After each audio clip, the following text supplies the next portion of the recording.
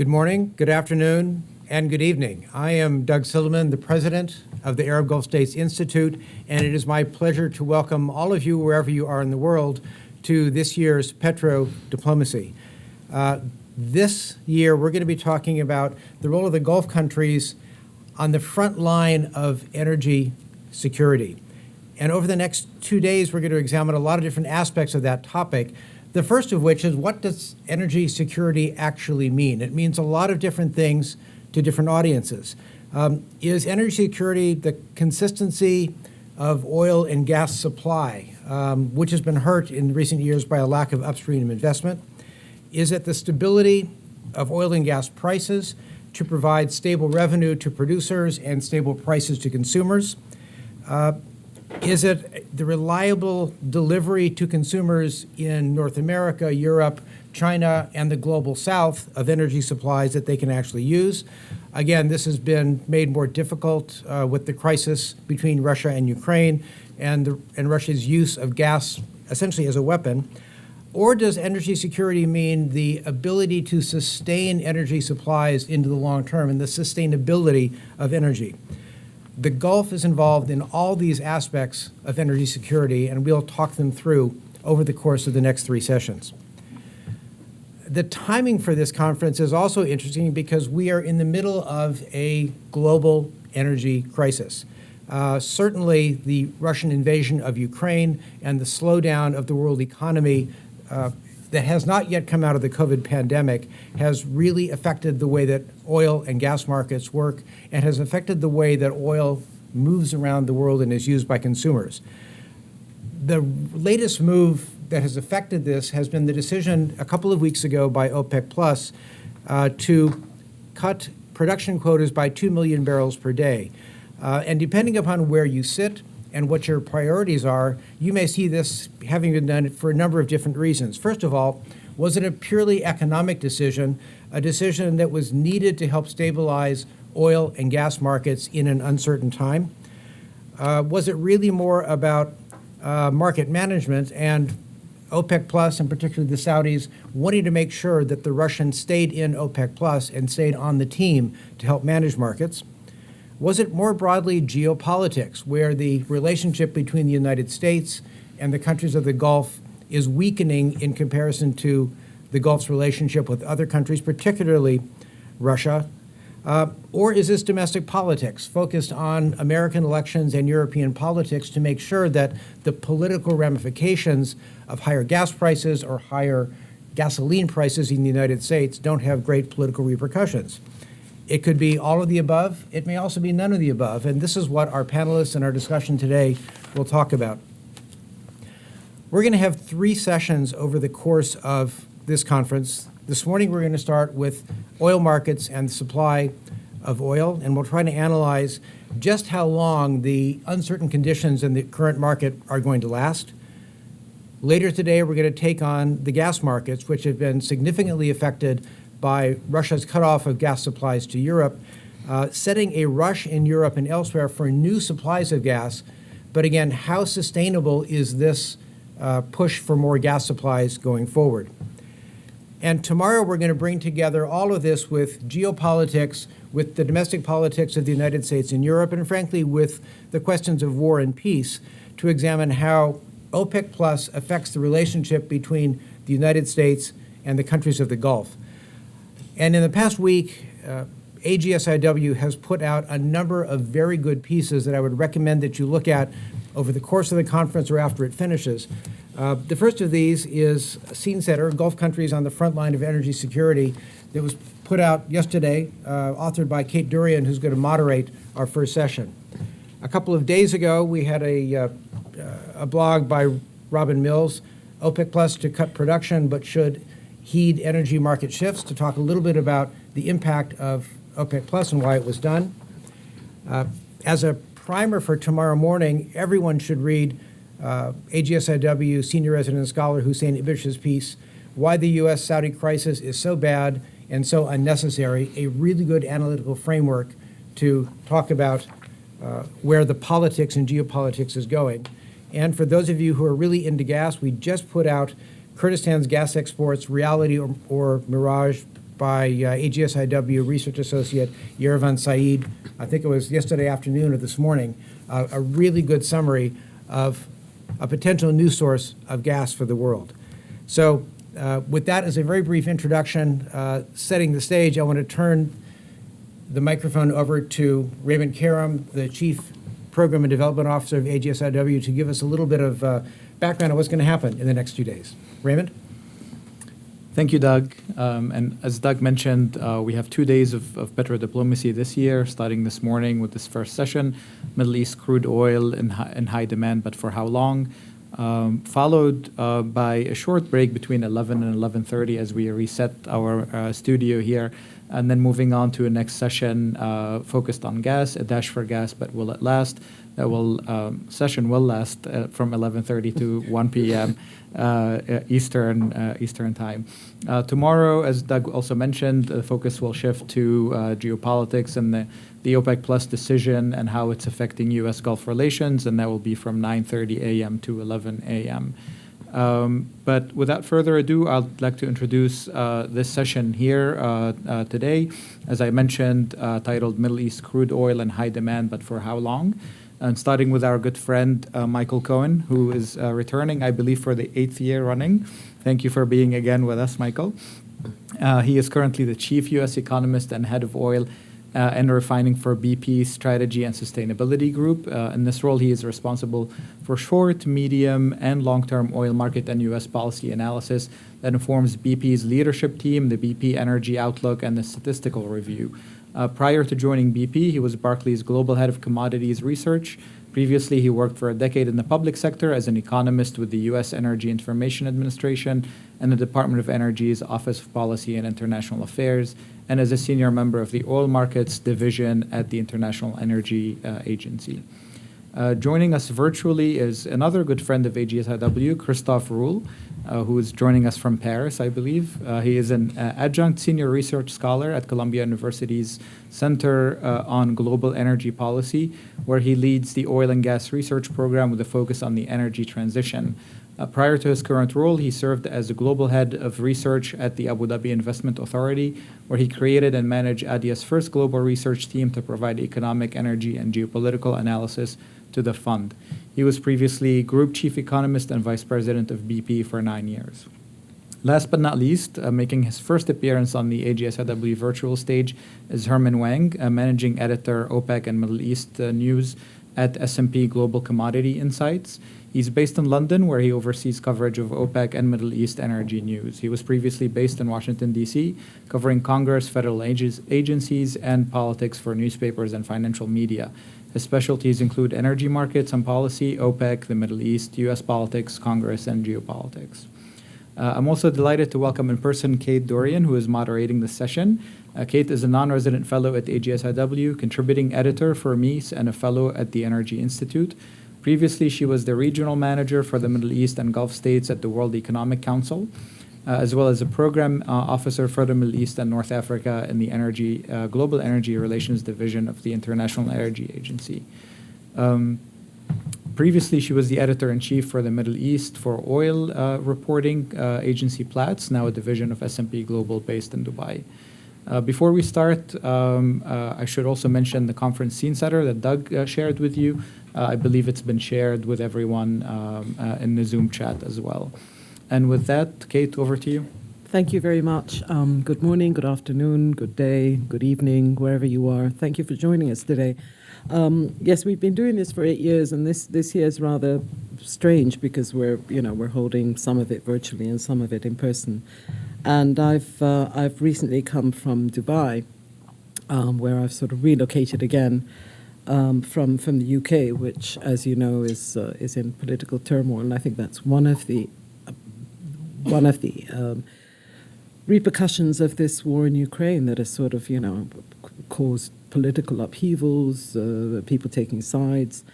And I actually wrote the scene setter before the OPEC Plus decision, so I had to squirt in, the decision to cut production quotas, which sort of was a bit of a shock. And I was in Fujairah recently for a Gulf Intelligence Forum, and we were talking about market volatility. And when I drove, I had arrived in Dubai. I drove the next morning, and I was trying to put my GPS, I put Waze. It wasn't working. It wasn't speaking to me.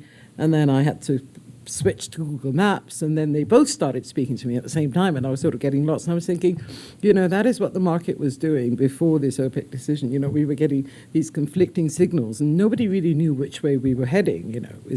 Was there demand destruction? Was there a supply shortage? I don't think there was. I think the market was tight, but it wasn't so tight that sort of justified this high volatility. And we spoke about market volatility and how to stop it, but you can't.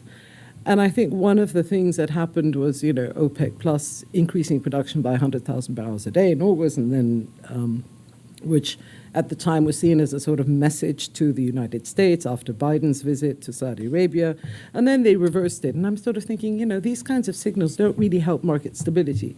So whether you agree that the 2 million barrel a day headline number, which isn't really going to be the actual cut, was political or not, maybe the messaging was, but there is definitely some demand destruction that we've seen, particularly from China. And I'm going to leave it now to the expert, to Herman, who covers the market on a day-to-day basis and covers OPEC, to tell us where S&P Global Commodity Insights actually see the market at the moment. So Herman, over to you.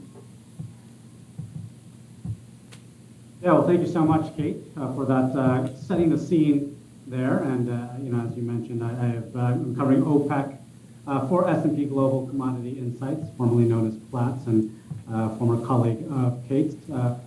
And so happy to be here to talk about this. If you can go ahead and go to my first slide, please. And so what we're talking about here with OPEC Plus and this dynamic of they are trying to manage this potential decline in demand that they see with the looming recession going on, but they're having troubles of their own maintaining supply, right? And this is not a new thing. We've tracked every month OPEC Plus production, and they've regularly been under their targets. They've been underproducing, which is kind of a funny phenomenon because usually when you have an OPEC Plus deal, you're worried about cheating and countries going over their quotas and oversupplying the market. Well, here in this case, we actually have a capacity risk constraints preventing OPEC Plus from fulfilling what it said it would do, its production targets. And this has been going back for some time. It started off with some of the African producers having trouble raising their production, countries like Angola. We've had Nigeria with some issues. But obviously, ever since the imposition of Western sanctions on Russia, Russia has become the biggest I don't know what you want to call it, not a cheater, but having trouble living up to its quota, to put it that way, I guess. And so they're the biggest contributor to this gap of 3.57 million barrels per day that we measured in September, our latest figures in our OPEC Plus production survey. So, we're in a market now where it could be argued that, yes, it is tight. Part of that tightness is due to the OPEC Plus countries struggling to hit their production targets. Not out of all the countries, really, it's only Saudi Arabia, the UAE, and maybe Kuwait, depending on what numbers you have for Kuwait, that are really producing at or near their production volumes. And so when OPEC Plus is talking about cutting their quotas by 2 million barrels per day, the rest of the countries are so far under their quotas that the cut doesn't really apply to them, and it really is Saudi Arabia, UAE, and Kuwait. That maybe a little bit of Iraq, depending on what number you have for them, that would have to bear the burden of these cuts. If we can go ahead and go on to slide number 2. And so, it gets talked a lot about OPEC plus competition, whether it's versus U.S. shale versus, other non-OPEC competition, but there really is also an intra-OPEC plus market competition. And we know that Asia is the demand battleground for the oil market. And since the sanctions, we've had cheap Russian crude, discounted Russian crude going to China and India. That the discount of key Russian grade Urals, the discount to Brent has been as high as $40 a barrel post the sanctions. It's come down a little bit, But before the invasion, the discount of Urals to Brent was about $10 a barrel.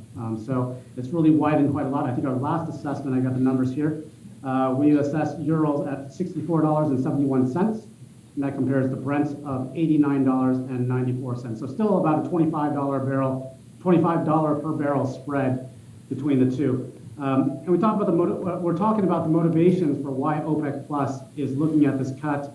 They say they're looking at the fundamentals of supply and demand, and yes, there are potential some warning signs of a recession ahead. The China story, as everyone who's been watching the market knows, is shaky on what's happening with all their lockdown measures there. Russia, they forecast their euro for 2022 at $80 a barrel. So when we're talking about euros at $64 a barrel, and that's our official assessment, unofficially on the market, it could be lower than that. And so they're budgeting for $80 per barrel euros. We've got about $65 in our assessment. You can kind of see what the challenges is for Russia, particularly as they're trying to fund this war in Ukraine. And so as Russia is still trying to push out this crude to the likes of China and India, and now we're seeing Turkey take some barrels as well, Middle East producers that have been traditionally suppliers to these markets have had to look elsewhere. We're seeing EU imports from Russia down about 1 million barrels per day. That's caused Iraq to try and shift some of its flows towards the EU, and also other countries like Norway and Egypt as well. Saudi Arabia, as the largest member of this coalition, they appear so far keen to keep their market share in Asia. We've seen as OPEC Plus, they've lifted their quotas month by month up until this recent announcement of the cut, that as they've lifted their quotas and as Saudi Arabia has raised production, the Asian refiners have pretty much snapped up all those barrels as much as they can. And so we're seeing so far, based on the sources that we've talked to in Asia, no cuts to Saudi allocations in November, even though November is when that 2 million barrel per day OPEC Plus cut goes into place. So Saudi Arabia is obviously keen to keep the customers in Asia satisfied. And on the other hand, Asia is looking to maintain that security of a supply. Again, we talked to sources there. They're looking for long-term deals, trying to get these long-term deals, supply deals with these Middle Eastern producers. Typically, these term contracts are maybe on a quarter-to-quarter basis. They're looking for 6 months, maybe even a year of supply security. Still trying to work that out. We can move on to the next slide, please. And I took this screenshot of our periodic table of crude. It's a product that we've developed. Actually, it's free on our website. You Google up the S&P Global periodic table of crude, and you can kind of click around. It's interactive, and you can kind of filter by country or region, OPEC, non-OPEC. I filtered out the Middle Eastern crudes here, and they largely skew heavier and sour. So heavier is towards the bottom of the periodic table. Sour is towards the right. And so you can see most of them, Middle Eastern crudes, are towards the right side of this periodic table that we've compiled. And this has implications, obviously, because refineries are configured to take certain slates of crude, and the Asian refineries are very well equipped to take a lot of these Middle Eastern crudes, and that's why they are huge customers of these, as are U.S. Gulf Coast refiners, by the way, as well. Since we're talking to a partial U.S. audience here. U.S. Gulf Coast refiners, traditional takers of heavy Venezuelan crude. Well, since Venezuela has been on U.S. sanctions, we have seen a slight uptick in U.S. imports of Saudi and Iraqi barrels substituting for those. And so, all these dynamics in the market play with flows. But going back to Asia, the reason why Asia is such a battleground, demand is obviously rising there in terms of refinery capacity. Our analysts, they see about 1 million barrels per day of CDU capacity expansion in Asia between 2019 and 2022. Meanwhile, we've seen refineries in North America and Europe, refinery capacity shrinking. A lot of refineries closing or being converted into biofuel plants. And so that is another dynamic. And when we talk about the dynamics between the U.S. and Saudi Arabia, this war of words that they fought over this OPEC Plus deal, from Saudi Arabia's standpoint and OPEC standpoint, they would point to a lot of these refinery closures as a reason for the tightness in the fuel market and the rising in prices. My last slide, please. And so all this is happening in the context of spare capacity. And as the OPEC Plus quotas have risen, again, I mentioned it's really only Saudi Arabia, the UAE, and maybe Kuwait, maybe Iraq that have any kind of spare capacity available that they're able to keep raising their production. And so we're in a time where any disruption to the market causes perhaps an outsized reaction in prices because there is this spare capacity. And maybe part of the motivation of OPEC plus ratcheting back their quotas is to preserve a little more spare capacity in case something happens with, say, Libya. We're seeing Nigeria at 30-plus year lows in their production. If there is an increase in attacks, and we track these attacks on our Oil Security Central. This is another free product on our website, another interactive. It's got a bunch of maps and charts where we chart security incidents targeting energy infrastructure across the world. Middle East is one area, and then we just saw a rocket attack in Iraqi Kurdistan the other day, attacking a gas field. So we obviously know the Middle East is not not the most quiet of places in terms of regional rivalries. And our Sentinel also is tracking a lot of the attacks in Russia and Ukraine against energy infrastructure there, cybersecurity, lots of stuff on that energy security Sentinel. That's my plug for that. But again, this is coming at a time when global spare capacity is falling to quite low levels, and this market is tightening. And if demand recovers from the pandemic further, we could see a tighter squeeze on the market. That's all from me.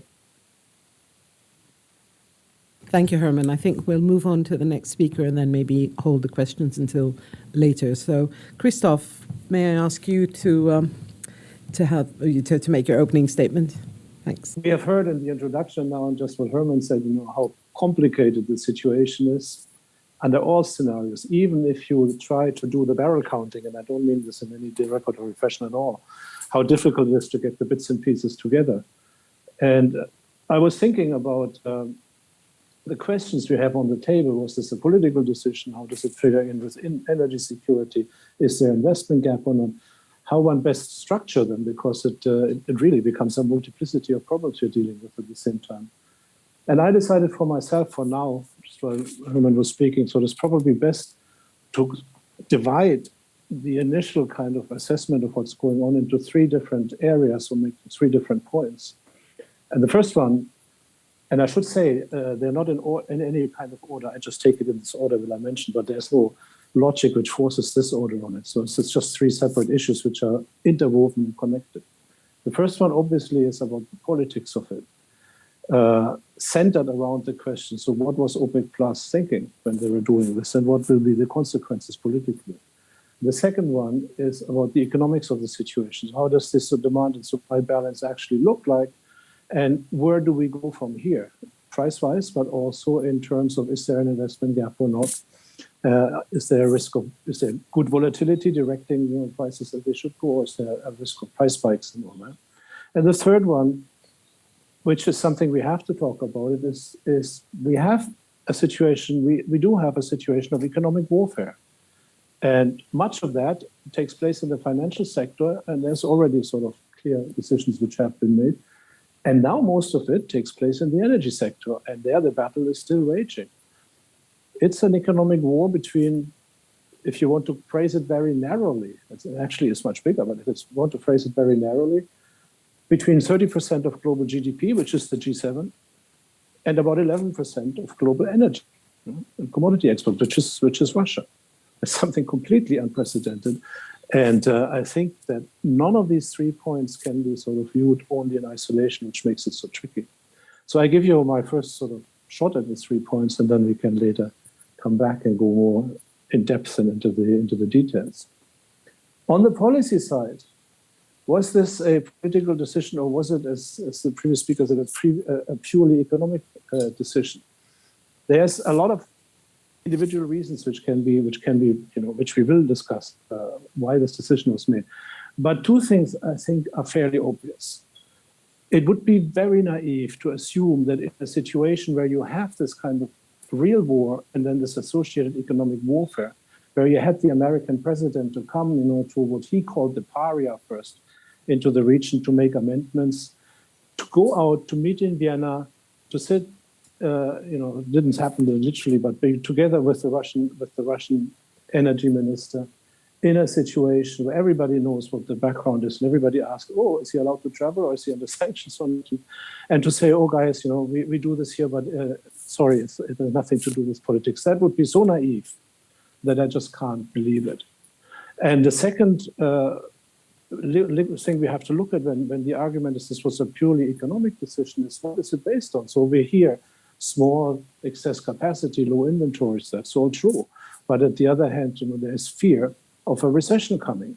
And historically, the activities, the actions of OPEC and also the way they understood their own contributions was to be in the recession avoidance department. Because what you want to have as an oil producer is reasonably strong oil demand. In a situation where China now grows for the first time in August to grow slower than the rest of Asia, in a situation where the Fed and other central banks are forced to bring up interest rates potentially at the risk of a recession to keep inflation under control, a price spike in oil is not exactly what the global economy needs.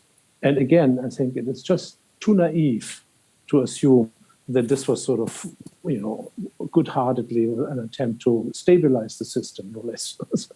Not, of course, to increase prices, but to stabilize it. So I find it hard to believe. Having said that, there are some bits and pieces of the puzzle which deserve mention. One which has not been mentioned, which must have irked OPEC greatly when they made this decision, is the fact that the US continues with its SPR releases. So if you're an oil producer, you want to regulate supply so the market gets manipulated and the supply side. You don't want somebody else to do the same thing. Mm-hmm. The second is often mentioned and is also correct in this configuration of OPEC Plus. It is of utmost importance for the organization to keep Russia in the fold. You need a producer association, the larger the better. Just the OPEC countries by themselves are falling soon below the threshold where they can really sort of manipulate supply. And the last one, I think, and I'll come back to that later, very, very important and very underappreciated, is this idea of a price cap, which the US has been floated, which the US has then gotten the G7 to promote, and which now is being implemented partially because of the sort of technically insufficient preparation Europe had for its energy boycott, for its energy. When they stopped taking Russian crudes and have tied that to the provision of ships and of insurances, and that would have cut Russian output by so much that prices really would have spiked. And so the price cap, because you can address that, is becoming implemented because it allows the Europeans to fix these technical shortcomings of their sixth energy packet, of their sixth sanction packet. Sorry. So the price cap, the SPR release, the need to keep Russia in the fold, these are all very good in economic reasons, plus the short repair capacity, which one can accept. But lo and behold, on balance, I think that this was a strategic decision which was carried by policy and not by economics. And I think it's pretty clear when you look at the world, there's hardly another way to understanding that. Now, what's the economic background? The second point of the situation. Here, I think I can be much shorter. Consensus forecasts, all the way from the IEA to the EIA to OPEC, had it that for the remaining part of this year, supply, there would be excess supply would exceed demand. Recession fears have, in the case of China, already sort of translated into very, very low growth, into a policy which has made it clear that they will not give up on the zero COVID policy, and that therefore those of us, myself included, who had hoped for a big Chinese stimulus in order to conquer the consequences of this lockdown, will have to wait until 2023, and oil demand will continue to moderate. So I think on the economic side, there is a case to be made that oil demand will not rise as fast as people have predicted. And when you look at the data, it's actually pretty obvious. A trend which is downward, a price trend which is downward, and around which we have a high degree of volatility. I always, for myself, describe the situation as one there's plenty of oil, it's enough oil in principle. There's a price trend going down, around that is volatility, because we also have a situation where the buffers in the system have run down. So it is true, spare capacity is very low, inventories are very low.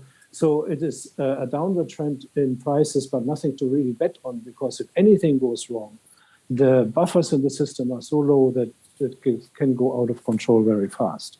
And what we have seen now, I believe, after the OPEC decision, is a lift in that trend, but not a change in the direction. So prices sort of will not continue to go back now, reverse trend and go upwards to 120. If anything, they may step a little bit, but if anything, they should, under normal circumstances, continue their downward drift on a slightly higher level with volatility around it. And of course, the problem we are facing is that any geopolitical or weather or whatever related event can bring that system up to a situation where you have price spikes because the spare capacity and the inventories are so low.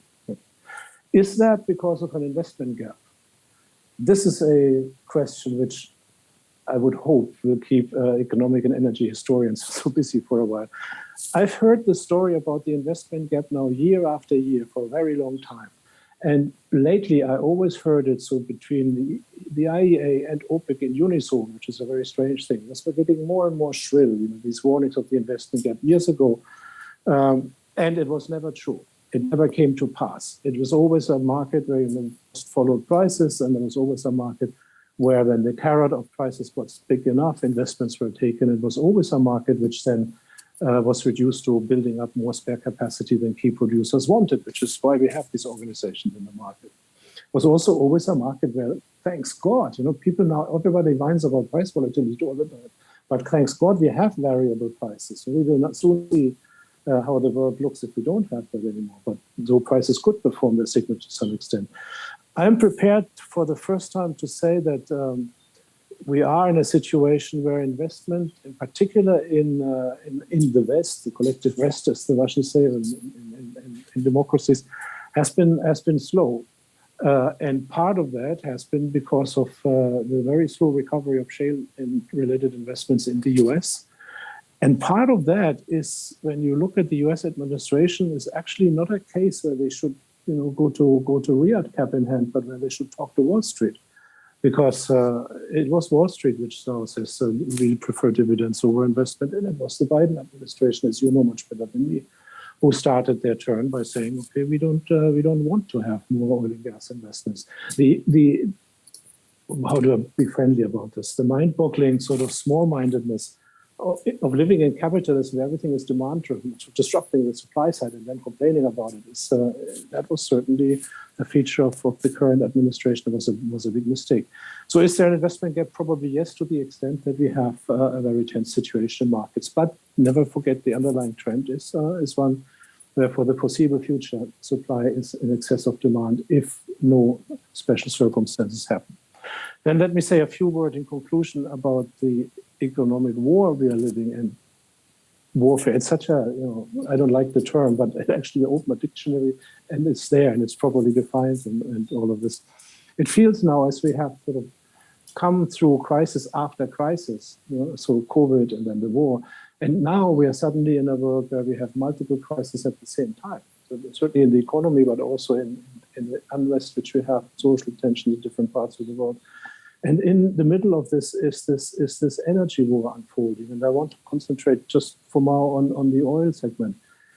We are having a huge experiment, and I'm trying to figure out and trying to find something readable about what this actually means to have a price cap now. I'm an economist by training. My first instinct when I read about price caps and so is that's a horrible idea because the multiple prices or dual prices in any market is never a good idea. And what we will have in this market is one price, which is the official price for which you can buy Russian oil. And if you do stick to this price, you can transport it and insure it, to simplify it, because most of the...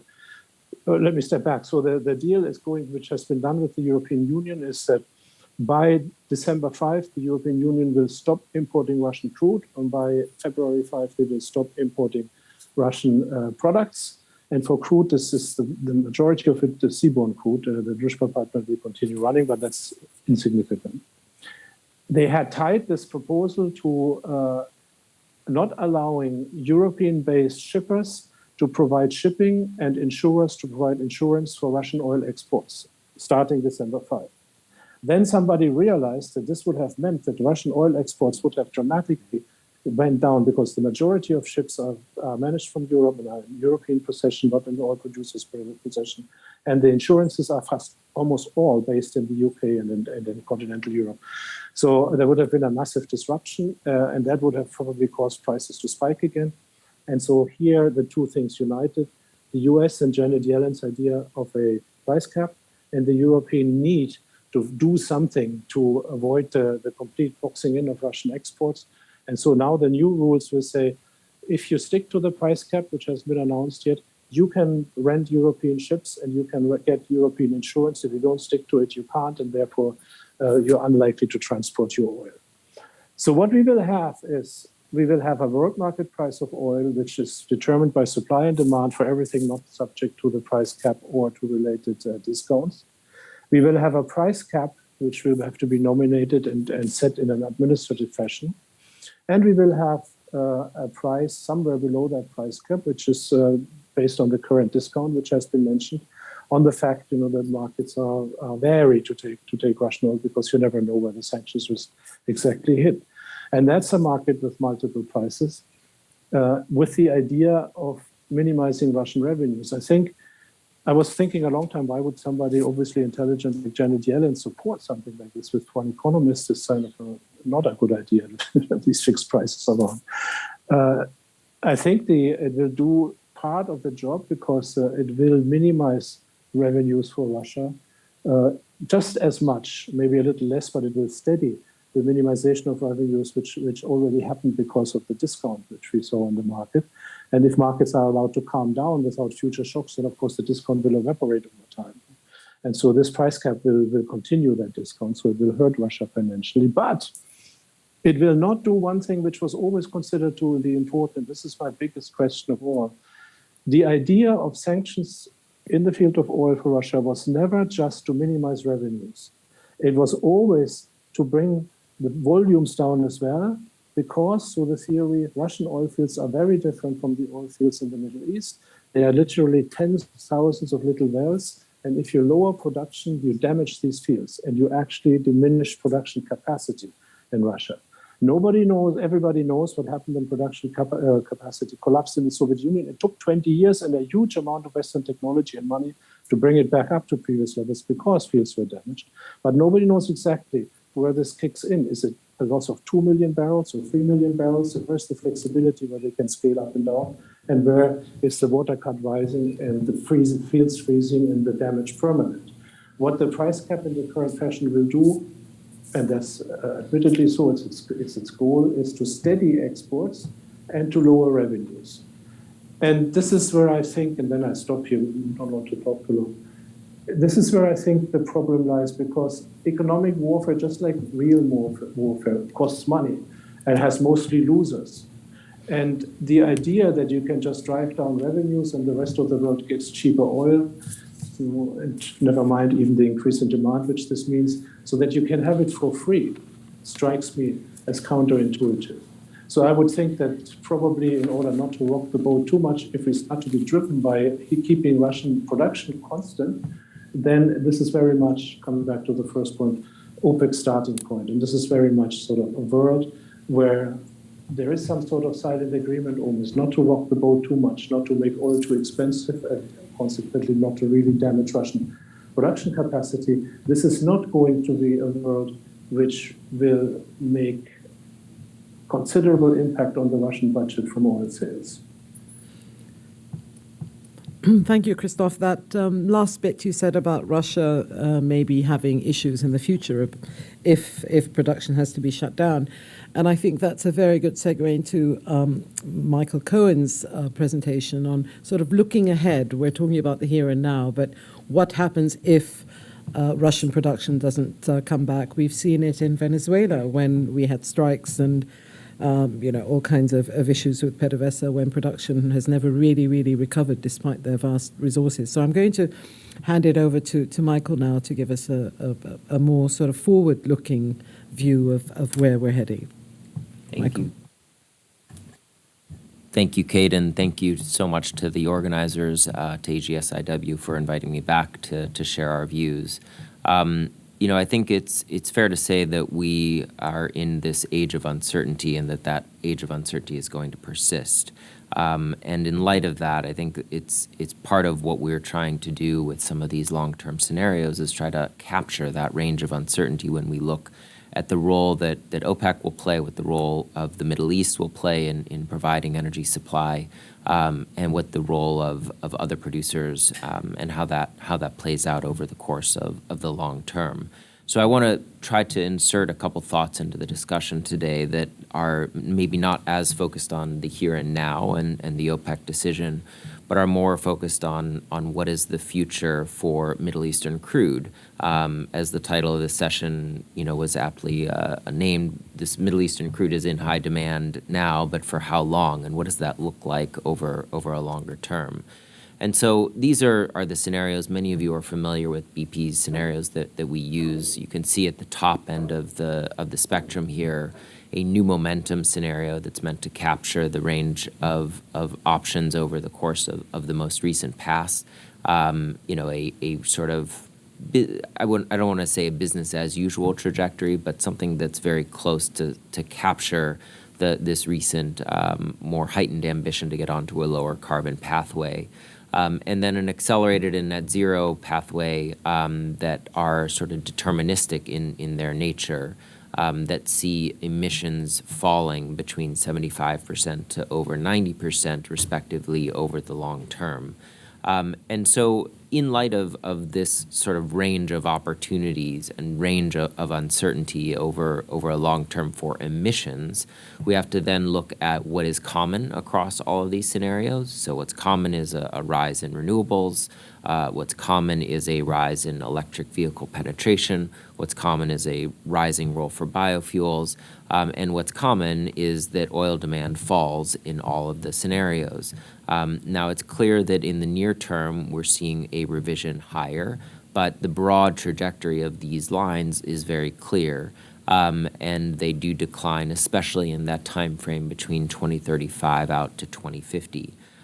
So oil demand, I still want to highlight that if you look at this chart and look specifically at the 2035 range, it is still at 75 to 85 million barrels a day. So what is the nature of those scenarios? Those scenarios are deep decarbonization scenarios. They're either in line with Paris, a well below 2 degree on the way towards 1.5, or they're 1.5 degree scenarios. So a pretty serious amount of decarbonization associated with those scenarios, and still 75 to 85 million barrels a day of oil is demanded in those scenarios. So that means you still need to see a substantial amount of investment in the oil sector, in the natural gas sector, in order to make ends meet. And so when we look at, again, the commonalities across these scenarios and focusing specifically on oil, the other thing that you can say is that by and large, the emerging economies take on an increasing amount, an increasing share of that oil demand. So you can see here in this chart, ranging from 60 to 80% of the overall demand profile. At the same time, feedstocks, so feedstocks for petrochemical use, is also increasing its share of the overall composition of what is the type of oil that is used over the long term. And so in light of that, these are the things that we can take away as common across these scenarios. You can look at what does that mean for overall oil supply. And so OPEC's share of oil supply does contract over the course of the sort of medium term out to 2030. But then on a net present value basis, it is meant to increase by and large across all of these scenarios. And it increases anywhere between 42 to 48% by 2050. So that action of cutting back and then increasing across all of these scenarios is meant to emulate the fact that it is a higher share where demand is falling faster. So in that net zero scenario, the blue line at the very top, and it's lower share. It takes on a lower share in the scenarios where demand is falling more slowly. So overall volume is lower across all of these scenarios on an absolute basis, but the share is increasing, and that may mean that OPEC and others that are part of the organization are still able to extract some rent and some market power from that longer term trajectory. Now, it is still the case, and if you look not necessarily at the chart on the right, but on the chart on the left, that there is plenty of oil to go around over the long term. And over that long-term profile, based on known resources today and using only today's technology, enough oil could be produced to meet the world's entire oil demand out to 2050, more than twice over. And Russia, however, does change this over the short term. It doesn't necessarily change this over the long term.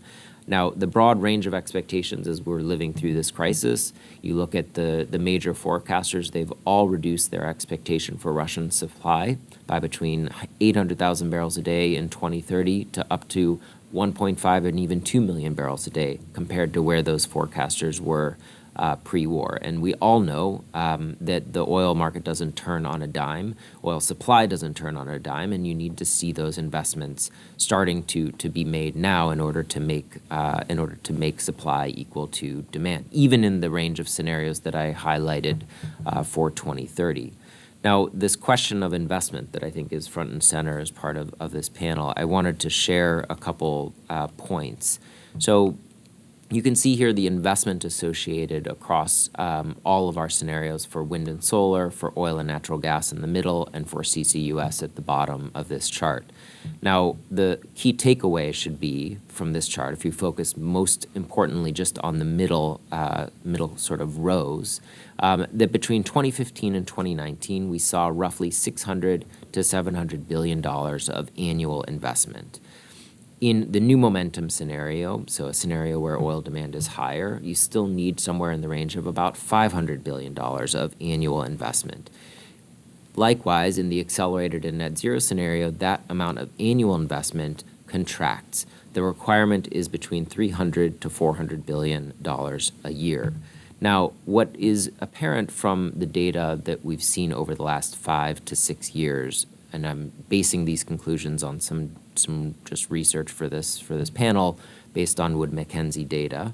And what that data shows is that we saw about $108 billion of annual investment in new projects. So these are major projects of over a certain threshold that are being sanctioned, that receive that final investment decision. So you see between 2015 and 2019, a little over $100 billion per year. We saw a contraction, of course, in 2020, so somewhere in the range of about $30 billion.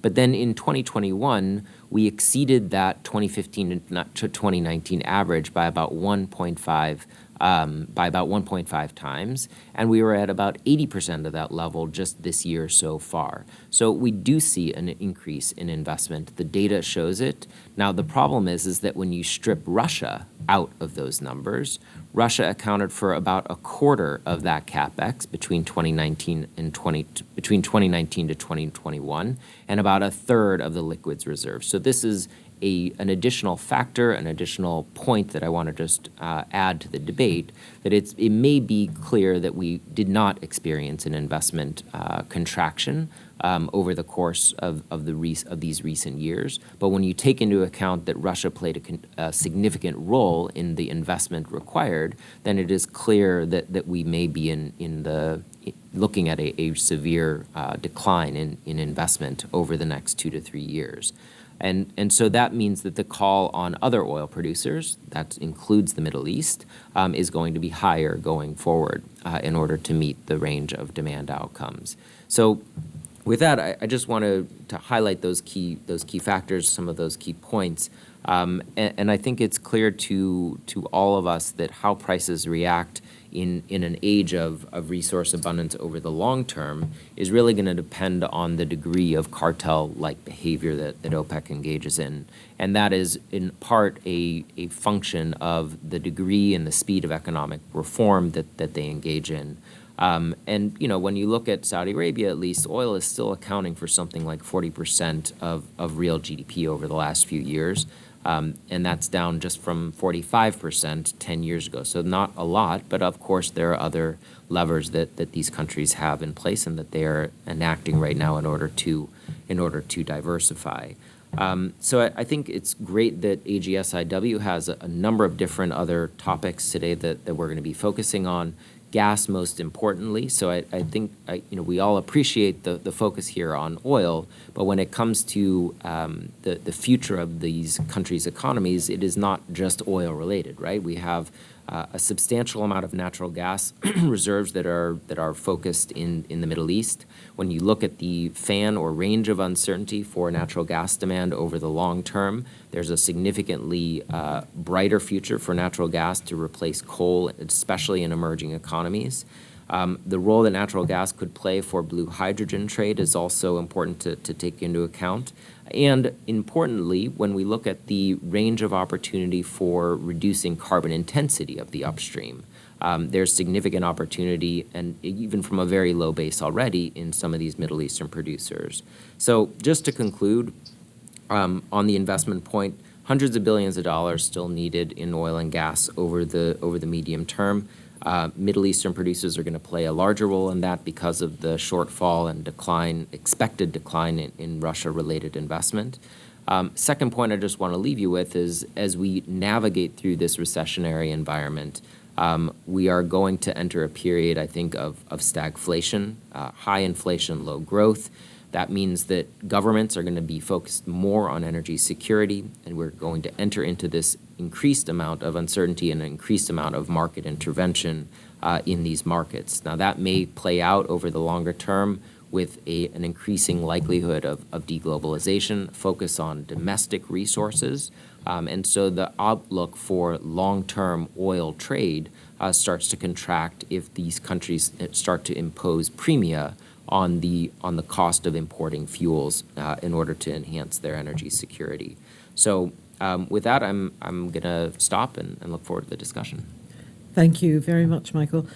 Questions are coming in, but I just wanted to go back to one issue that we haven't really talked about. I was reading the other day, I think Dan Jurgen said that this current crisis, even though a lot of people are comparing it to 1973, the oil embargo, so, all this talk about the use of energy as a weapon by both sides, I suppose. Russia's using it, allegations that OPEC Plus might be using energy as a sort of political tool, if not as a weapon. But the problem is really not so much crude oil, it's refined product. And I think we've seen refinery shutdowns. Energy security is really about affordability, accessibility, but we're not seeing that at the moment. I mean, it may be accessible, but is it affordable? Because with the dollar strength, and I think that's one of the questions that's coming up, is why do the producers in the Middle East, whose oil is mainly, the demand is mainly in Asia, why do they continue to price their crude in dollars? Well, I mean, their currencies are mainly pegged to the dollar anyway, so that's one answer. But is there a risk of a supply deficit because of this last OPEC decision? And is it really crude, or is the problem really refined products? Is it diesel? Because, as Dan Jurgen said it in a recent article, this current crisis is not just about oil, it's about refined product, it's about coal, it's about gas and other commodities, food, etc., and precious metals and what we need for the energy transition, even nuclear, uranium. So I just wanted to ask, maybe Herman, if you can talk about refined products, the diesel market, because I know that you cover those as well at S&P Insights. Yeah, thanks, Kate. I mean, I think you did, all those other commodities that you mentioned. You heard the Saudi energy minister and the other ministers of OPEC try to make this point at the last OPEC meeting in the press conference, right? They pull out a chart looking at the different prices of different commodities, and they said, Dated Brent was up, I don't know what it was, like 6% this year. You compare that to what the natural gas market has done, and just all kinds of volatility in the natural gas market. Then you look at coal, you look at metals and other commodities, agriculture as well. And so, they were making the argument that actually, when you look at the oil market, it's been relatively stable, and they would credit themselves with part of that market management. But one other point that Prince Abdulaziz, the energy minister, did make was that a lot of this is, as you mentioned, a refined product problem. We've got refineries across the world, especially in the West, that are, whether because of market conditions, whether because of environmental regulations, and what have you, are either shutting down or they're being converted to biofuels or other facilities. And so when you look at the amount of crude that's out there and what refinery capacity is, I mentioned in my presentation that really it's only Asia that is growing crude distillation capacity, that over the last couple of years. And so that's why, this is a big problem. In terms of, diesel, we're seeing the diesel market going through a bunch of gyrations right now. We've seen diesel stocks way down. The French refinery strikes here in Europe are causing that. The oil market is not just limited to crude, and that's kind of what the point of the OPEC ministers are making. If you look at just crude prices, they're relatively stable and compared to the other commodities. And when President Biden is complaining about gasoline prices, and there are a lot more factors than just pumping crude out of the ground there. But again, I think a lot of the new capacity is going to come from the Middle East. You've got Kuwait, you've got Saudi Arabia, That's true, got the UAE, Oman. So is that going to actually change the trade flows, because particularly for refined products?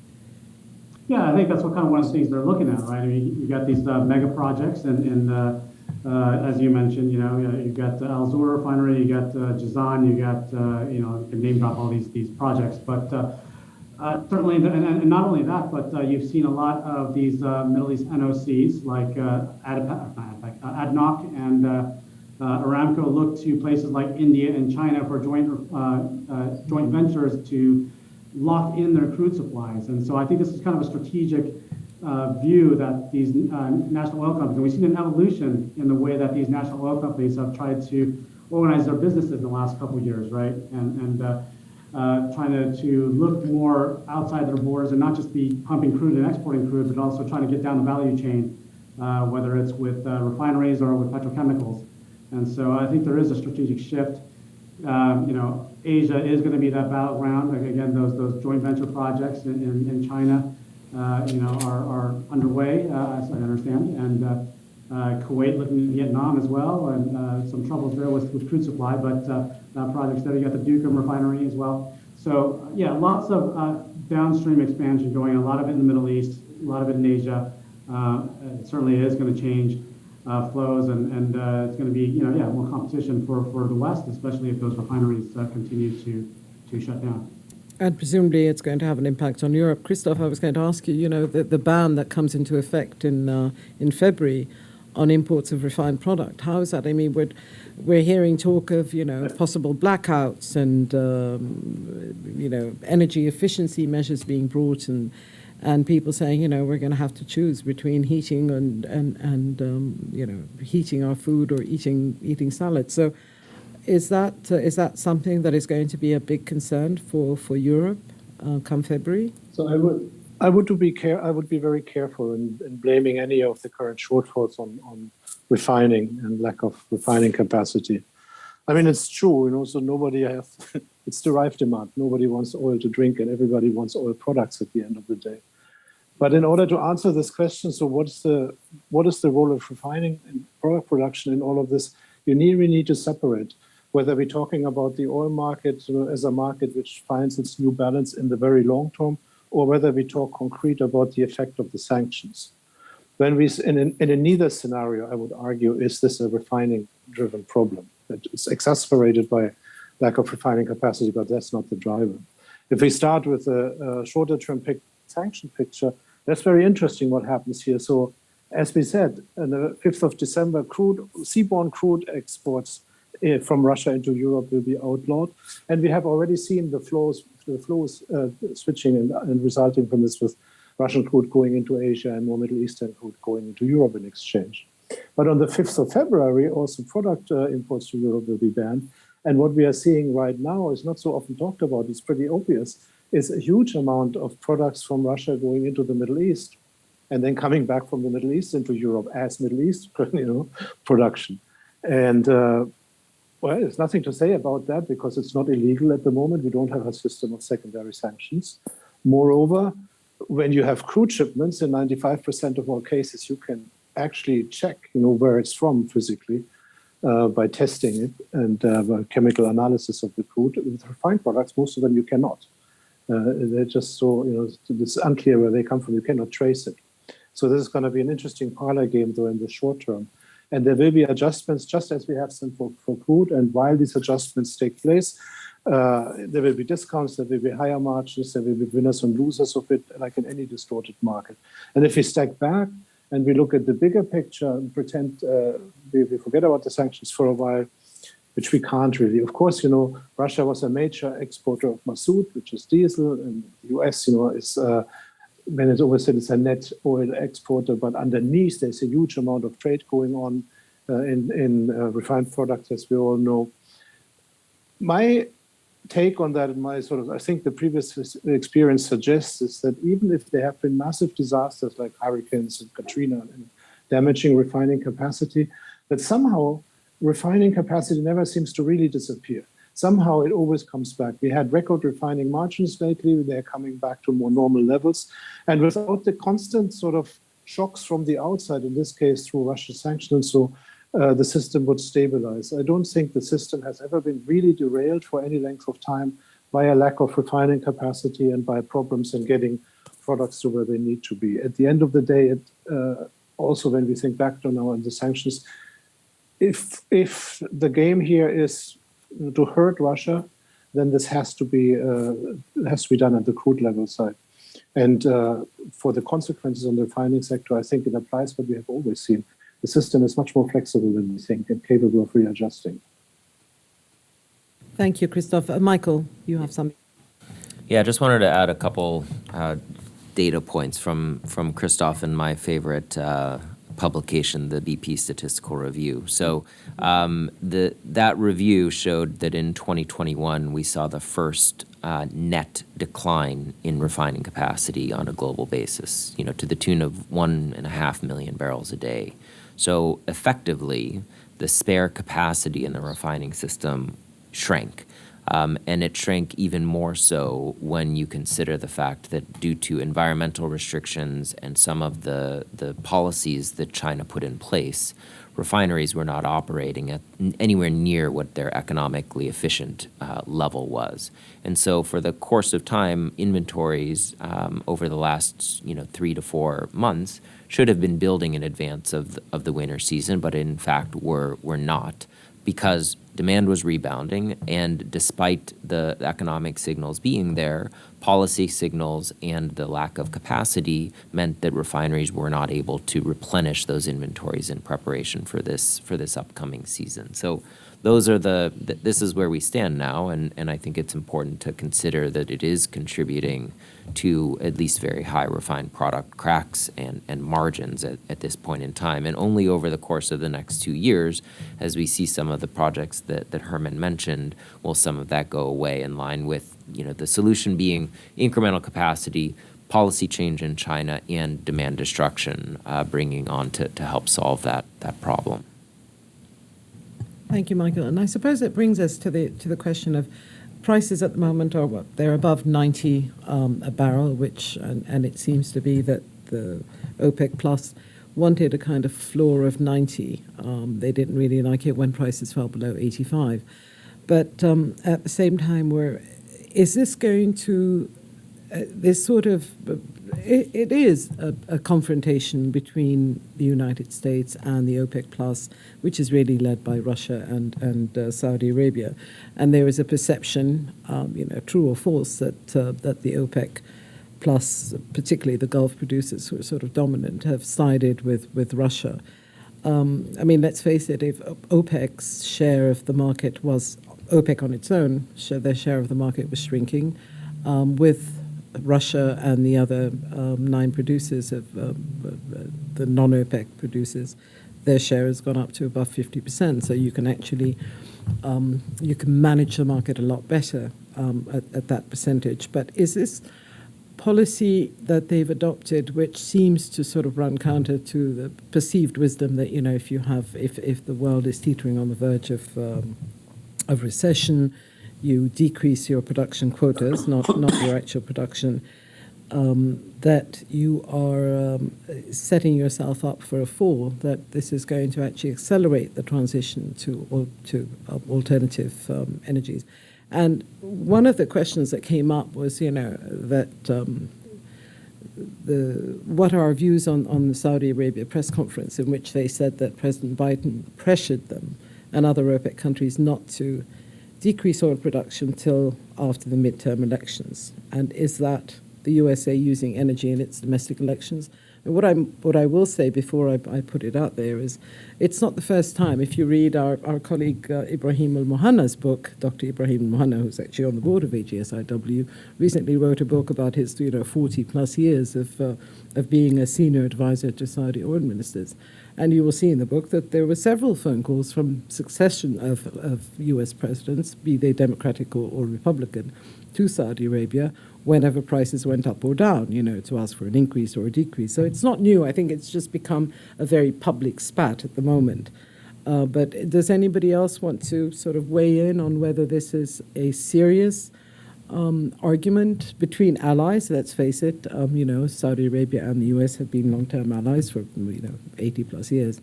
Is this a confrontation that is going to sort of go away, or is it more serious? And I know we're going to discuss this tomorrow, but there is a question there, so I just wanted to put it out there if anybody wants to answer. Christof, Herman? I can't, because this is a short-term question about. I wouldn't even know. I mean, the midterms, for example. So I don't want to really speculate about the administration. Certainly, it's important to them. Certainly, OPEC wanted to make a point, and I said already it was strategic politics, not just politics for the sake of it. What I can say is, again, if we step back a little bit, the world is changing in a very particular way. And that will be a way towards, has been mentioned already, towards much more state-directed investments and state-directed interference in all kinds of economic aspects. What we are seeing, I don't really like when people say it's like 73, it's stagflation. So because what we are seeing is much more fundamental than that.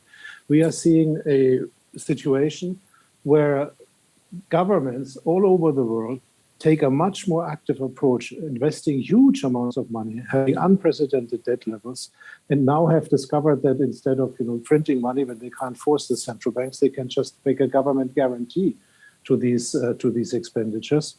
And we have arrived at a situation that debt levels are such that the world cannot really get rid of them without a little bit of inflation. And what we will see is that governments have and will get further the upper hand over central banks. I don't believe in central banks, really crashing inflation at the cost of a short-term recession, and then we're back into this world. I think that we had a world which had a big focus on market economy since the late 70s, early 80s with Thatcher and Reagan, and one really has to think in terms of decades here. The previous decades were a period of heavy government intervention, government-directed investments, and all of that. And now we are at a return from this emphasis on markets into a world where governments will face low real growth rates but high nominal GDP growth rates to control these debt levels, bring them down a little bit, and this will come with all kinds of investment programs. And energy is a very good example. I mean, many of these investment programs will be liked by people, including investment programs to avoid climate change, investment programs to guarantee energy security, all these kind of things. Western and Eastern governments will jump on that and control it. And in that world, there's more scope for spats between governments, like between the US administration and OPEC, and for cooperation. It starts probably as early as 2020, when the question was after COVID, what do we do? Do we leave it to the market to bring prices all the way down and let the system crash and recover itself? Or do we give OPEC and OPEC Plus at the time a blank check to bring it back and stabilize it? So we gave them a blank, or the G20 gave them basically a blank check. And now it's difficult to get rid of the ghosts we have caught. So this may sound terribly vague, but it isn't, because if we go back into this world where the government has been a much more active role to play, where central banks will more or less accommodate, where we will have low but persistent rates of inflation bringing down debt levels, then for decades we are in a world where government will interfere much more, and the energy market is, next to the financial market, a prime target for this kind of intervention. And that's what I believe is coming, and that's why we, in all these discussions, should always assume that OPEC Plus clubs like that will be with us for a while. Thank you, Christof. I was going to go to the next question, but I think we've answered this one. The question is, general to what opportunities, what according to us is opportunities created by the Russia-Ukraine war for the future of oil and gas in the Middle East? Is it a new situation supporting increasing cooperation between Russia and Middle East countries in oil and gas? I think we've answered this question, that basically, yes, there will be demand for Middle Eastern oil in the future. And then there's another question about, the same question about the United States asking, and this I must say is a sort of has come out in the open after an initial news report that that Saudi Arabia was asked to delay the OPEC Plus agreement for a month, and that what the consequences. I think we've answered that one as well. And then the question about why, since the Asian market is the main destination for Middle Eastern crude, why do they continue to price oil in dollars? And I wanted to maybe ask whether the dollar's strength is also having an impact on the energy market, and how that's presumably affecting more the consuming countries, the importing nations who have to import in dollars. And is that sort of sacrosanct? Is the petrodollar still sacrosanct, or is there a chance that Russia's selling in rubles and Iran selling in euros?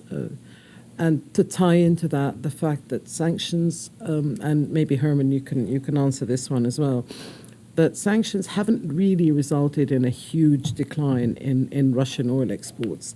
They're finding a way out, and I think we've seen it with Iran as well. If you look at the numbers, you would think that Oman is exporting every single barrel of its production, whereas it's not. A lot of it is ways around the sanctions, which I think we found. So I think it would be interesting to hear your views on, and I know that you track these quite carefully, how much really is lost from Russia, and what are the prospects? Because we've seen self-sanctioning. We've seen the U.S. has banned the import of Russian oil, even though it wasn't huge volumes of it. And European refineries also sort of steering clear of it. And how much really can Asia absorb? And is this not really setting up a competition between the Middle Eastern producers and Russia in Asia? Or is it that we're seeing a relocation, a sort of redirection of oil from the Middle East to Europe, and I think from Africa to Europe? I mean, I think we've seen a lot of interesting shifts in the geography of oil trade. So perhaps you can tell us a bit about that. And then we'll go back to the dollar. Maybe we can have a final word on where the dollar is. Yeah, I think I'll cede the question on the dollar to the actual economists on the panel on the impact on the market. But certainly with Russia, I think Russia is just an interesting situation. Our analysts at S&P Global, they estimate that once the December 5th sanctions are in place, that we could see 1.5 million barrels of Russian production shut in the first quarter of 2023. I think that's obviously going to be a big test, right? I don't, again, the economists can correct me if I'm wrong, but I'm not sure we've seen such a move in the international oil market to contain, a major producer through the imposition of a price cap mechanism type thing. Maybe a historian can correct me if I'm wrong, but I think it'll be a huge test for the market, huge test for Russia. With Russia, we've seen, recent a lot of dialogue with Iran, and as you mentioned, Kate, Iran has, made sanctions evasion an artwork, a piece, an art form, really. And perhaps we're seeing some lessons learned, some information transfer from the Iranians to the Russians on sanctions evasion, but perhaps, warfare tactics, maybe, dare to say.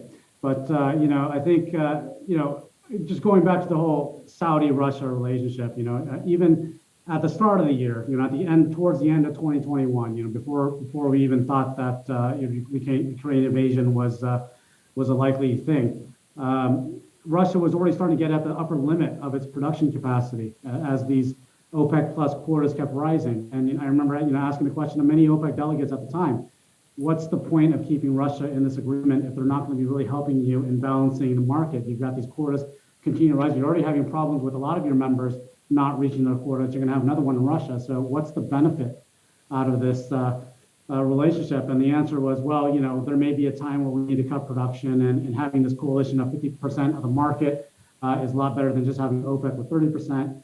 Well, now we've had the sanctions, and now we've seen Russian production come down. So again, the question is, what is the value of having Russia, a sanctioned member, in this coalition that purportedly, is about balancing the market, and you've got Saudi Arabia and Russia co-chairing this this coalition of producers, and there must be some sort of political element to it. I think as Christof said, it's a little naive to think that these decisions are made purely with economic considerations and nothing else. As much as OPEC likes to say that they're completely siloed off from political implications. I mean, there's implications in this, and they had to have known this, right?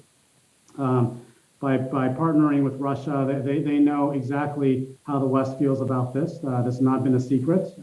There's been, and there's a lot of accusations back and forth of which side is politicizing energy more, and that's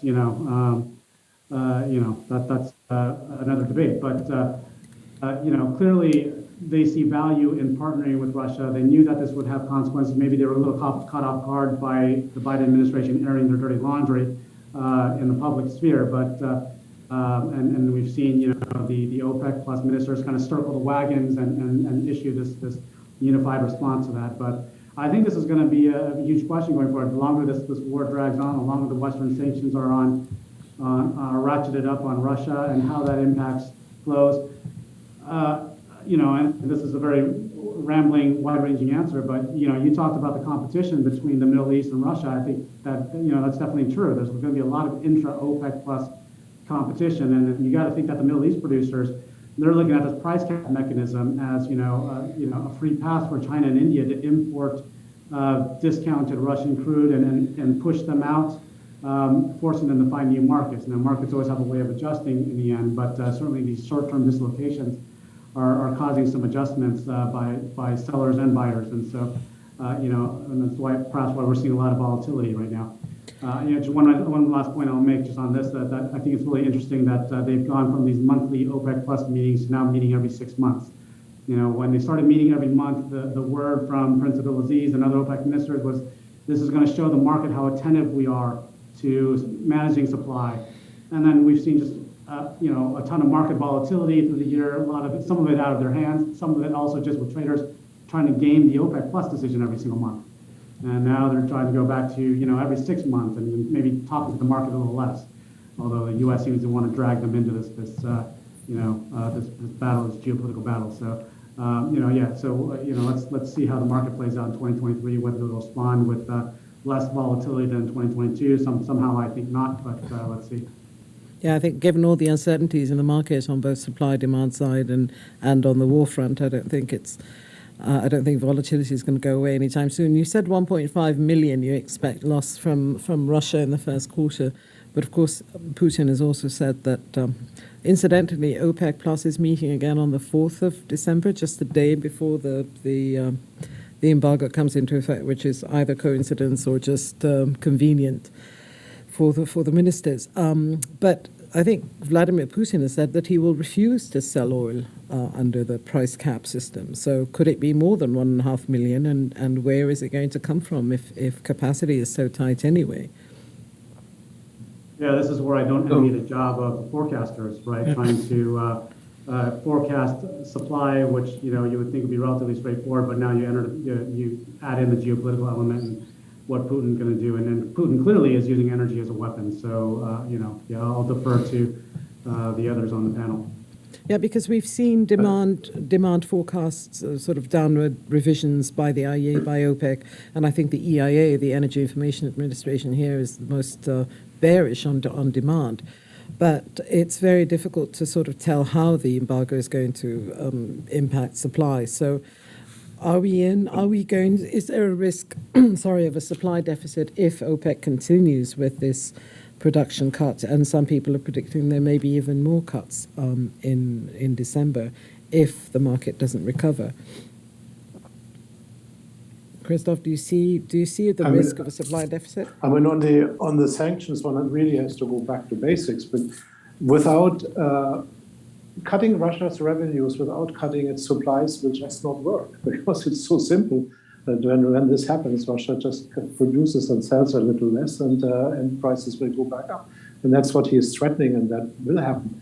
The real key question here is something to which nobody seems to have the right answer, which is how much flexibility does the Russian system have?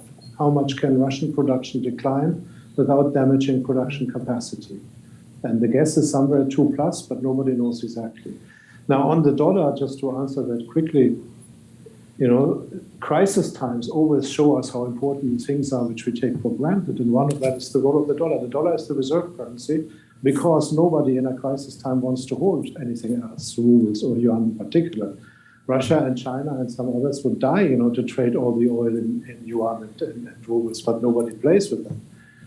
What is the implication for the Middle East? I think two things. One, we should not forget, yes, it's completely correct what has been said. The high dollar makes oil more expensive, in particular for emerging market and developing countries. So they got hit twice by the high oil price and the high dollar. And it's also true that there are some free riders of the high dollar, and these are the countries of the Middle East who have fixed exchange rates, because they get paid in dollars and they import everything, basically everything they consume, and that gets cheaper as the dollar gets stronger. So despite this political rift with the rest, how complicated the world is now with the Biden administration and all what we have discussed about that, they are beneficiaries, direct beneficiaries from the higher dollar. This is not going to change anytime soon. Okay. Michael, do you have anything to add on sort of maybe more near-term balances? I'm not going to ask you about the dollar and unless you want to comment on it, but just basically, are we at risk of seeing a supply deficit given the sort of forecast for lower demand, but at the same time, this expectation that once the embargo comes into effect, Russia doesn't really have that many options to divert? Yeah.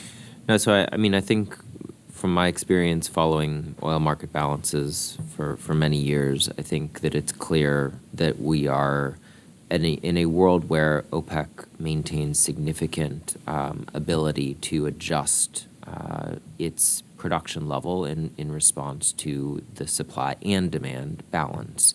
And that means that the price, that its ability to cap moves to the downside are significantly better than its ability or willingness to cap moves to the upside. So there's an asymmetry there, and that's been the case for a long, long time.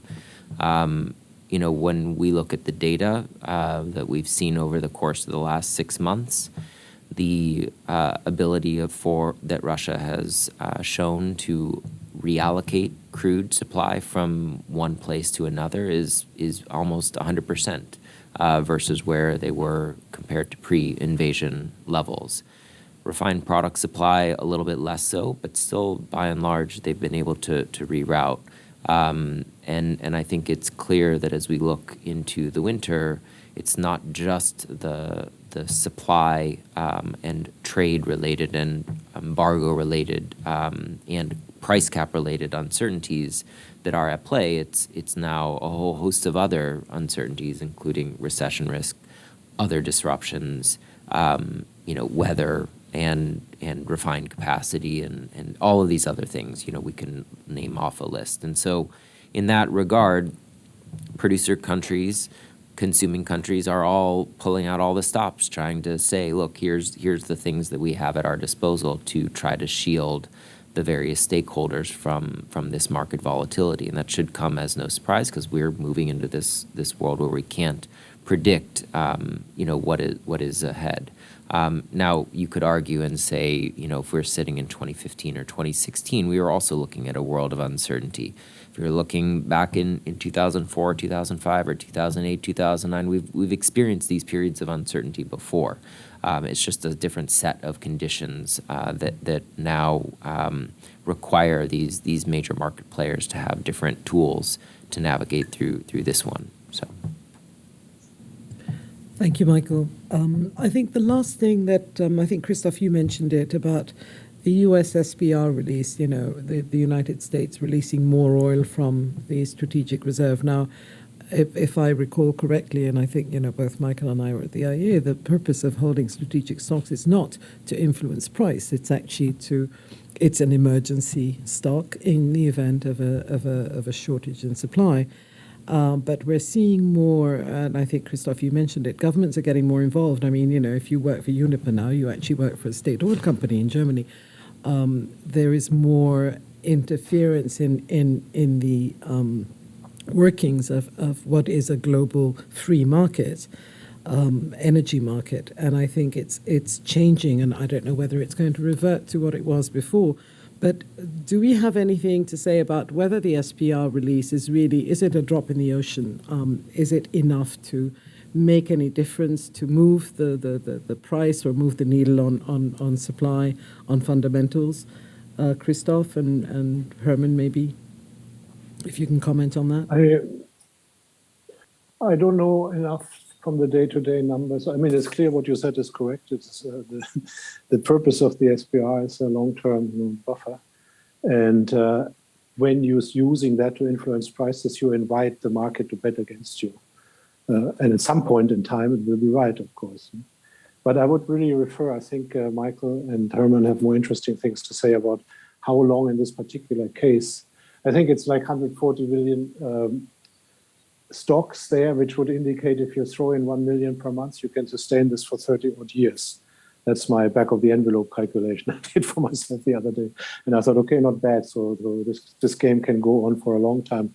And it undoubtedly had a calming effect over the last, over this year, I think. But how far the US administration is willing and able to go and how this directly interferes with prices, I defer those two who know more about oil markets. Is it bearish or bullish?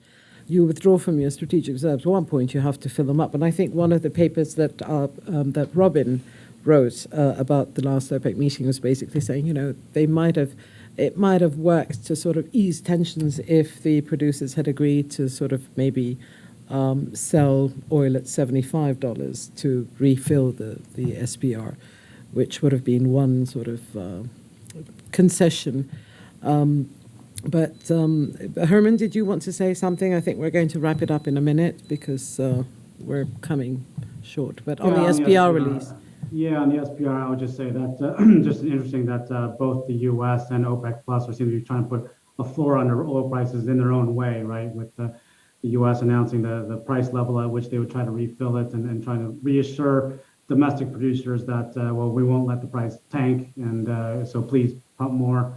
I mean, we're also seeing the U.S. make some potential moves towards easing sanctions on Venezuela. So that could be another valve for additional supply going forward. But that's all I'll say about that. Hey, there's actually something I forgot, if I can have 10 seconds. This latest proposal of buying when prices are low and selling when prices are high, that strikes me as a pretty intelligent solution to the longer term problem. Not a solution, I should say, but that could actually, I think, have an impact. But I've heard to Michael whether he agrees or not. Michael defers. Yeah, Doug. And Kate, if I can add one last thing. One of the problems I think that has been created over the past few months in the use of the SPR has been a concern by governments in the Gulf in particular that the United States is intervening in the oil market as a producer as opposed to as a consumer and using this in a new and different way. The political impact of that as opposed to the economic impact could be significant, and that's something we should probably talk about tomorrow in the broader discussion of how politics has changed the way that markets are operating, and has the United States really changed course under the Biden administration in the way that they use the SPR. Thank you. I guess I would say, just to add into that, when I was in Washington in 2013, 14, 15, there was a lot of talk about what to do with the SPR, especially given the boom in U.S. shale growth. Is there a need for an SPR? Is this an idea that has outlived its usefulness? And ultimately, and we've seen, various administrations use some of the SPR as a bit of a piggy bank to fund other things. But now that definitely does seem like, I suppose, but we're in a crisis mode right now, and so Biden's use of the SPR has been a bit of a game changer. 1 million barrels per day for however many months it's been, 6 months or so. It's been a very coordinated campaign to release these barrels to try and temper what's going on with OPEC Plus in this battle going forward. Yes, no, it's there's something we'll be discussing in more detail tomorrow's session, but we're going to move on to gas after a short break, and just talk about the role of gas in this new energy landscape. So thank you very much to our speakers, to our guests who've joined us. We had a few questions, and apologies if I didn't mention the names of the people asking the questions, because I'm never sure if you want your name mentioned. So apologies, it wasn't a snub. I'm just being, cautious as to whether you actually do want your name mentioned or not. So thank you again, and we'll see you at 11:30. Yeah, so we'll reset, take a 30-minute break, and hope all of you will come back for discussion of gas in 30 minutes. Thank you all very much.